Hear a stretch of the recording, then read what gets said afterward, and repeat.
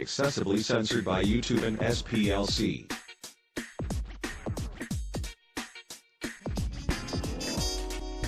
This channel has been known to trigger leftists and trolls alike. Proceed with extreme caution. You have been warned. So the big thing going on right now is children walking out of school because of what's happening to these little white kids. So this is what I want. How come there's never been any walkouts for the fact that black schools are underfunded? How come there have never been any walkouts for the fact that black schools get lesser curriculums that put black children at a competitive disadvantage? How come there's never been any walkout for the fact that in inner city black schools they are not allowed to teach the preschool children how to read? How come there's never been any walkout for the fact that black children have to go to school named after slave masters? How come there's never been any walkouts for the fact that the water in Flint schools is still brown?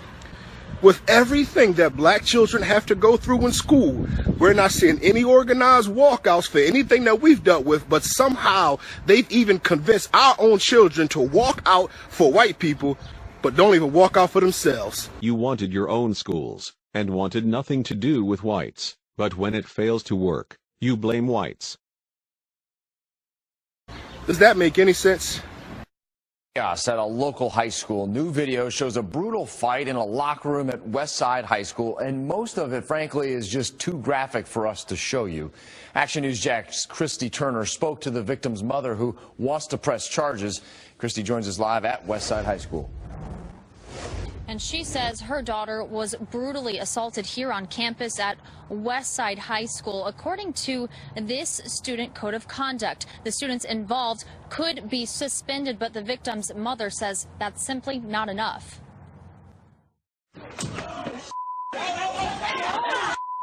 A 15-year-old student brutally beaten by classmates at Westside High Wednesday, leaving her in a neck brace. They was very crazy. I have seen it on social media, Instagram, because a lot of people was posting it.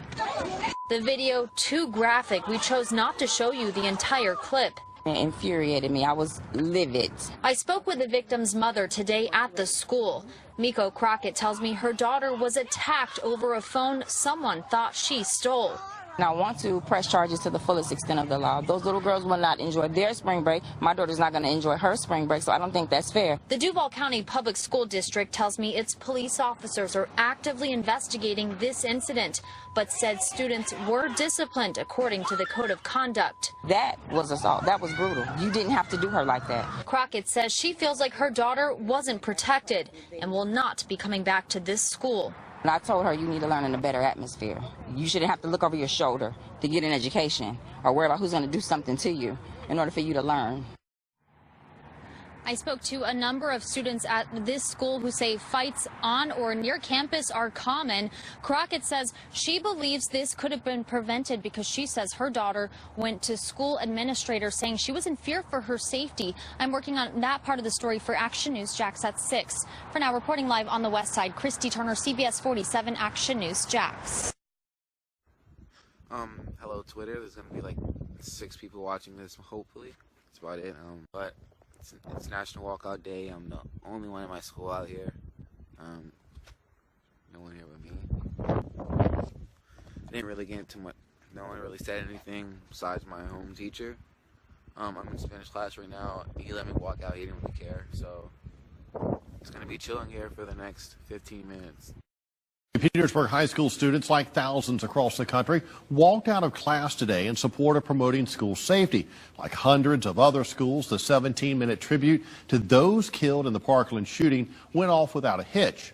But minutes after walking back into the school, things turned ugly.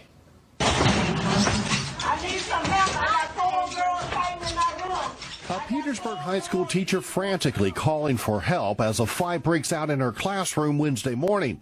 In another part of the school, this fight breaks out. For some students, the irony of what happened after the 17-minute tribute can be described in one word. Embarrassing, just completely embarrassing. This high school student, who asked not to be identified for fear of retribution, says the 17-minute walkout went well, but then... You show your dedication to the kids that passed, okay, that's respectful. but you come back into the school and do something completely different. That's just disrespectful. Multiple fights breaking out sent multiple police officers responding to the school, which resulted in a lockdown.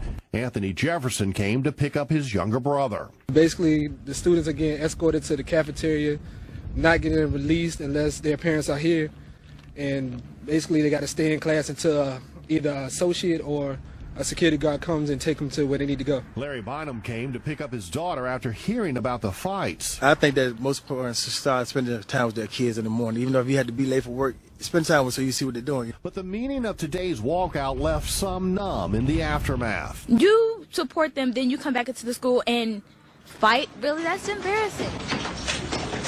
Petersburg Public Schools sent this statement to CBS 6. Petersburg High School students are to be commended for participating in an inspirational 17-minute tribute earlier today as part of a national walkout promoting school safety.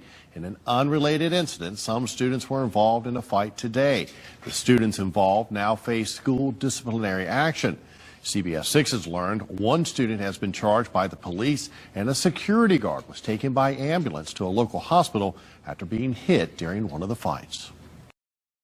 Well, Candace, you may remember back in February, a VDOT contract worker who worked for a company called DBI Services was hit and killed while repairing potholes in a work zone along I-95 in Prince George County. And today, another VDOT contractor working for that very same company was hit, this time along I-85 in Dinwiddie County. State police say the worker was working in an active work zone repairing guardrails. The worker was taken to the hospital with life-threatening injuries, and VDOT released the following statement about this crash. Quote, "We are disappointed and saddened to learn of yet another crash involving a contract worker in an active work zone. We are focused on the worker's well-being and will work closely with law enforcement to determine the cause of this crash. Safety is now and will continue to be VDOT's top priority."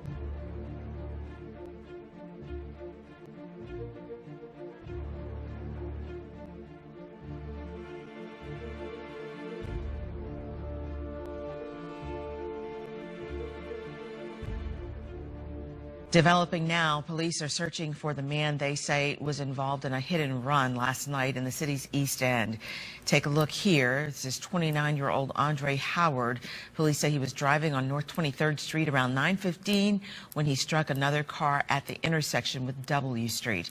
They tell us Howard got out of his car and ran, leaving 3 injured passengers in his car and an injured driver in the other car.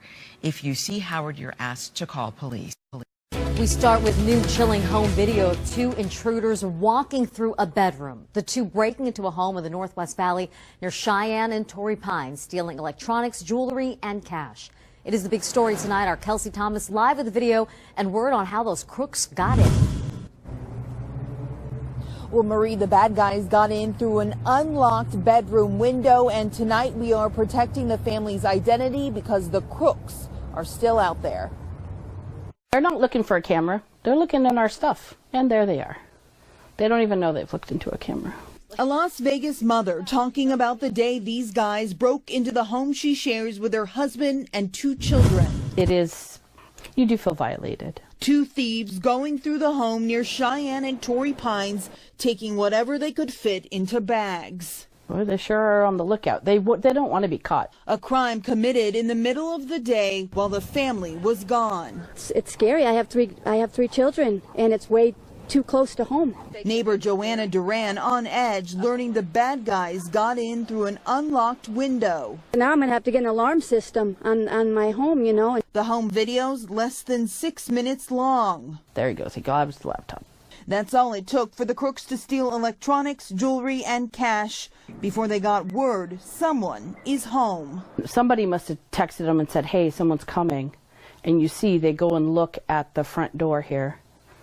They look at the front door. Oh, there's my son coming.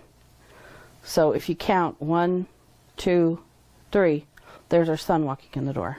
That was enough to scare the bad guys away and frighten this mom who once thought her family was safe in their own home. My gut is wrenched every time I see it because who knows what could have happened.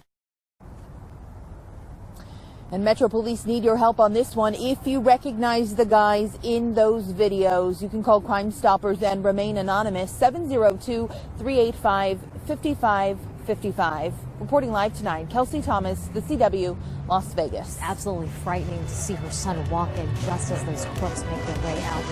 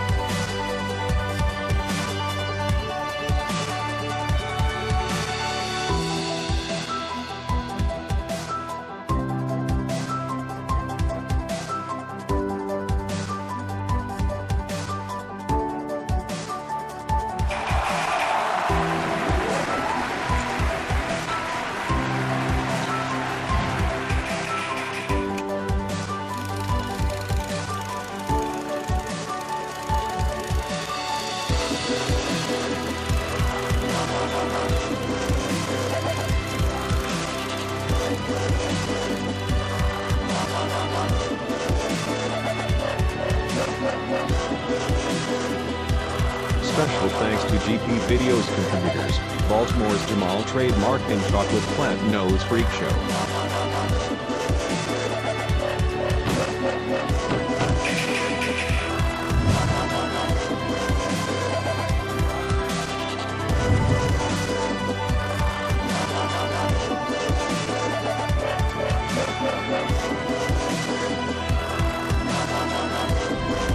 And as always, thank you for watching. If you like this video, please consider subscribing. Also follow us on the usual media for more interesting information like this.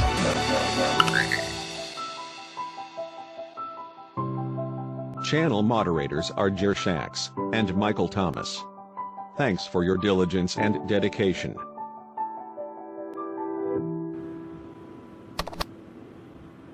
Fight their asses.